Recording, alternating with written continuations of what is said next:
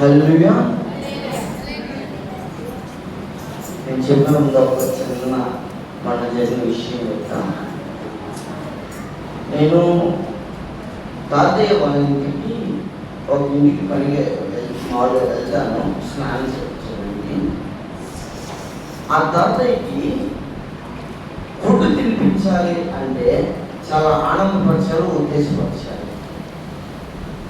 తాతయ్య వన్నా తాతయ్య అన్న లేదు, తాతయ్య హల్లెలూయా అన్న తాతయ్య అన్న అనలేదు, తాతయ్య హల్లెలూయా అనలేదు. తాతయ్య ఒక్కసారిగా లేచి పెద్దగా లేచి కడుపులో ఆకలేస్తుంది, హల్లెలూయా అనమాట. ఎక్కడి నుంచి అంటాను అంటున్నాడు.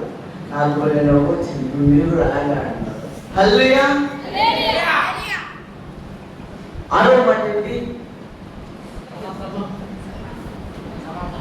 ఏంటి వాయిస్ రావట్లేదు? అయిపోయింది, వదిలేసి వెళ్ళిపోతామనే కదా. లేదు, సమాప్తం అయిపోయింది అన్న తర్వాత కూడా దేవుడు ఇంకో మాట చెప్తున్నాడు, నీ చేతికి వాక్యం చిత్రం 7వ మాట చదువుకుందాం. లూకా సువార్త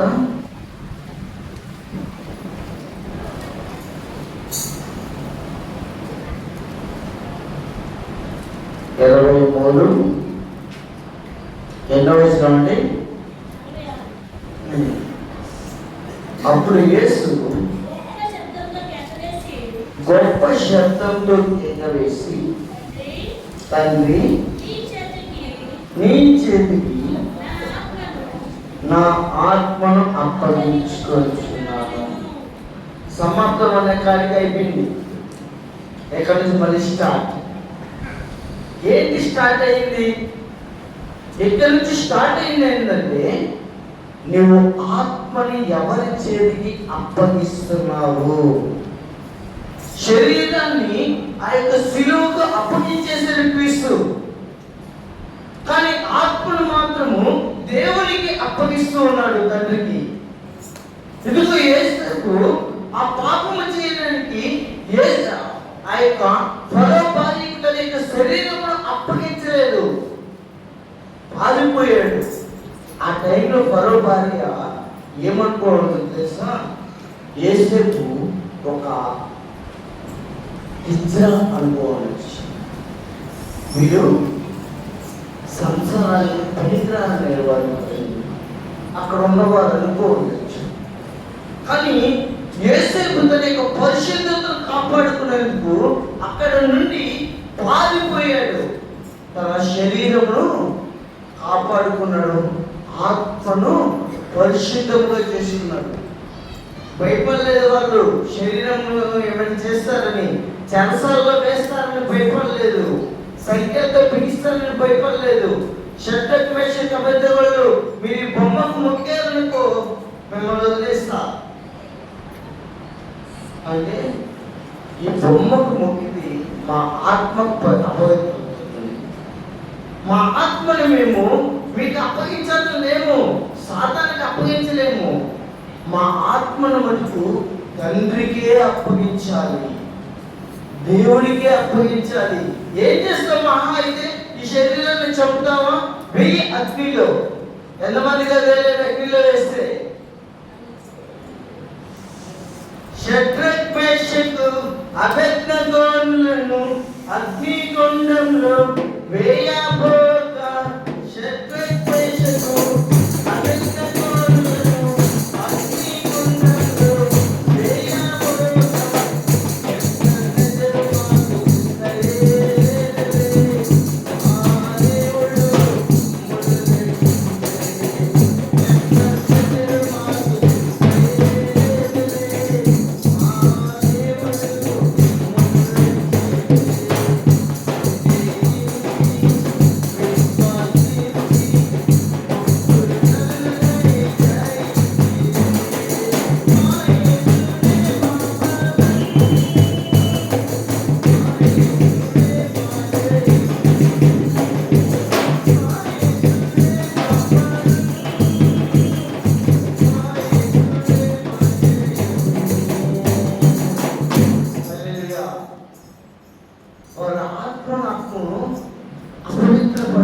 దానికి ఇష్టపడాల.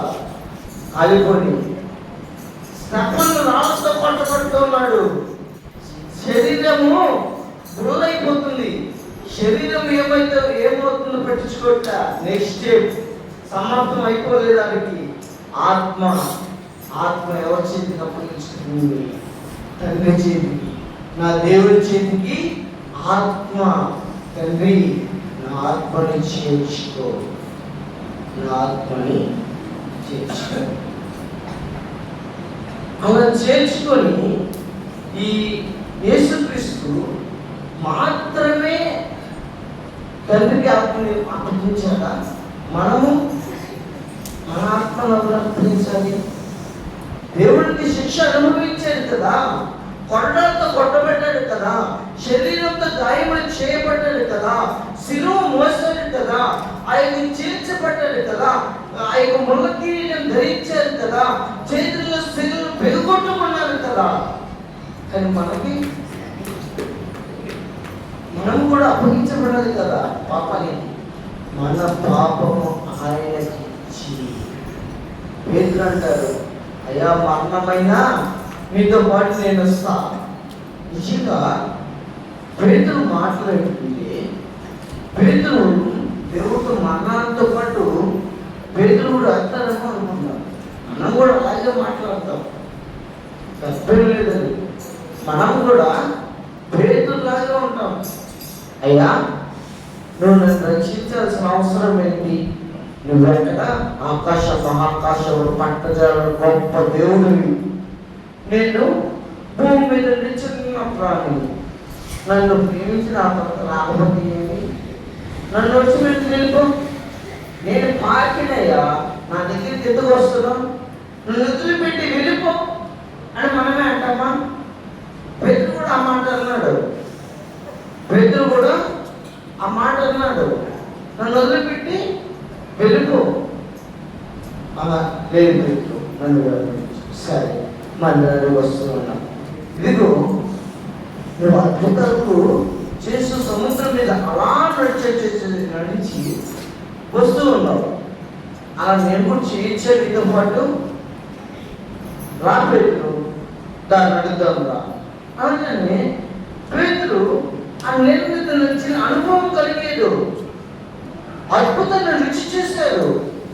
మీరు చూడలేదు అద్భుతాన్ని రుచి. ఆత్మీయతలో బాప్తిసం తీసుకున్నప్పుడు ఆనందం భయం ఉంటుంది. మనం ఏ ప్రార్థన చేస్తే ఆ ప్రార్థన జవాబు వచ్చేస్తుంది. మనం ఏమనుకుంటే అది జరిగిపోతుంది. కానీ కొన్ని దినాలు శ్రమలు వస్తాయి. అప్పుడు లోకాన్ని చూసి మునిగిపోతాం. అప్పుడు చెయ్యి పట్టుకొని లేపినప్పుడు హత్తుకుంది ఆ పేతునే కదా, మనల్నే కదా. సరే నీ బదులు ఇదిగో నువ్వు పన్ను కట్టాల్సి వచ్చింది, అప్పు కట్టాల్సి వచ్చింది, గవర్నమెంట్కి డబ్బు కట్టాల్సి వచ్చింది. అయ్యా మనం పన్ను కట్టాలి, వెళ్ళు 50 చేపల నోట్లో శక్తి ఉంటుంది, నీకు నాకు వెళ్ళి కట్టేసిరా. మన అప్పులు మన బాకీలు మనకి మంచి ఉపాయము ఇచ్చి మన అప్పుల స్థితిలోంచి బయటకు తీసుకుని రాలేదా?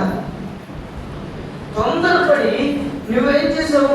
యేసుక్రీస్తును పట్టుకునేదానికి వచ్చినప్పుడు ఆవేశపడి యేసుక్రీస్తు పట్టుకున్న వాళ్ళ దగ్గరికి వచ్చినప్పుడు కత్తిసి వచ్చి నరికేసావు. నువ్వు చేసిన తప్పును దేవుడు సరిదిద్దాడు, దేవుడు స్వస్థపరిచాడు, ఆ జీవుని మరలా అతికించాడు. నువ్వు చేసిన తప్పును దేవుడు సరి చేయలేదా? అదే పేతురు అంటున్నాడు, అయ్యా నువ్వు దేవుడు కుమారుడు అయ్యాలని నీకు తండ్రి చెప్పాడు. నిజమే, నువ్వు విశ్వసించాడు. కానీ పేతురు నేను ఎరగనంటావండి. లేదయ్యా నీ కోసం సామనే చనిపోతా, కానీ నిన్నంటే ఎరగను. నువ్వంటే నాకు అంత ఇష్టమయ్యా. నీ కోసము నేను ఇదిగో ఫలానా బాధని వదిలేసి వచ్చాను, నా కుటుంబాన్ని వదిలేశాను, ఇదిగో నా పనిని వదిలేశాను. నువ్వంటే నాకు అంత ఇష్టమయ్యా, పిచ్చి, నువ్వంటే నాకు ప్రేమ. నీకోసం సమస్తాన్ని వచ్చేసాను.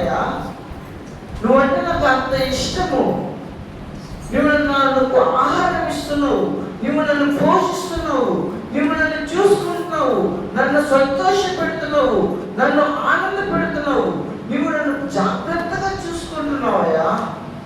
నీతో పాటు నేను మరణం దానైనా వస్తానయ్యా, అది ముళ్ళ బాట కానీ ఏ బాట అయినా కానీ నీతో వరకు మరణము వరకు వస్తానని వాగ్దానం చేసేది. ఏమైంది? చలి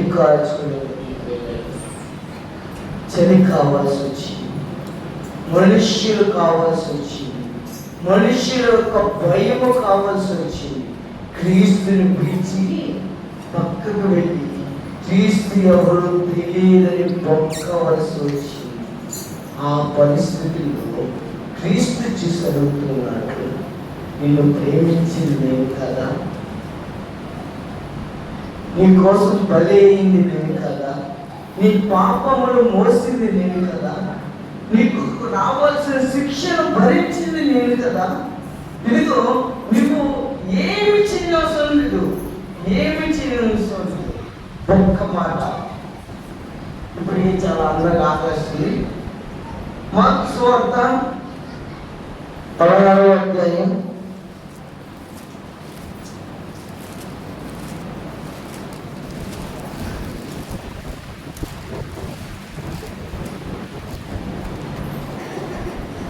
15వ వచనం. మరియు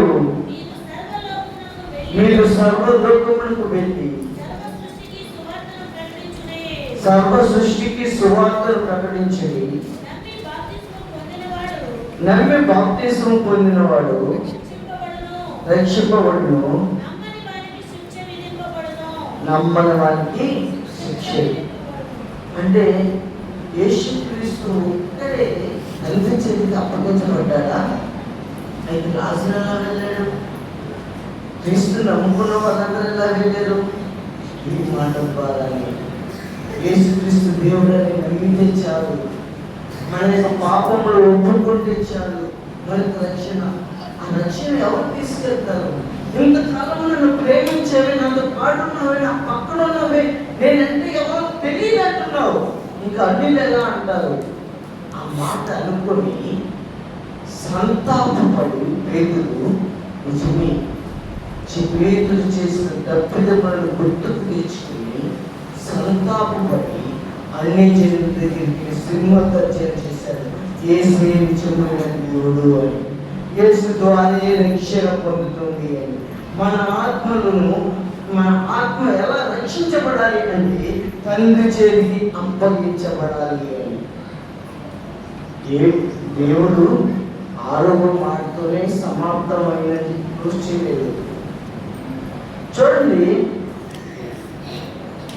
దేవుడు భూమిని ఎన్ని రోజులు సృష్టించాడు? మొత్తాన్ని సృష్టిని 6 రోజులు. 7వ రోజు ఏం చేశారు? Special day. 7వ రోజు విశ్రాంతి దినం, స్పెషల్ డే. మనకి ఖండాలు ఎన్ని? 7 ఖండాలు స్పెషల్. ఈ 7 అనేది సంపూర్ణముగా మనము కూడా సంపూర్ణముగా క్రీస్తులో ఉండాలని 7వ మాట కూడా సమాప్తమైనది ఆపకుండా నా ఆత్మను నీ చేతికి అప్పగిస్తున్నాను. ఈరోజు మనకు ఒక ప్రశ్న వేసుకోవాలి, మన ఆత్మ ఎవరి చేతికి అప్పగిస్తున్నామా? దేవుడి కొద్ది మాట తెలుసుకున్నామా?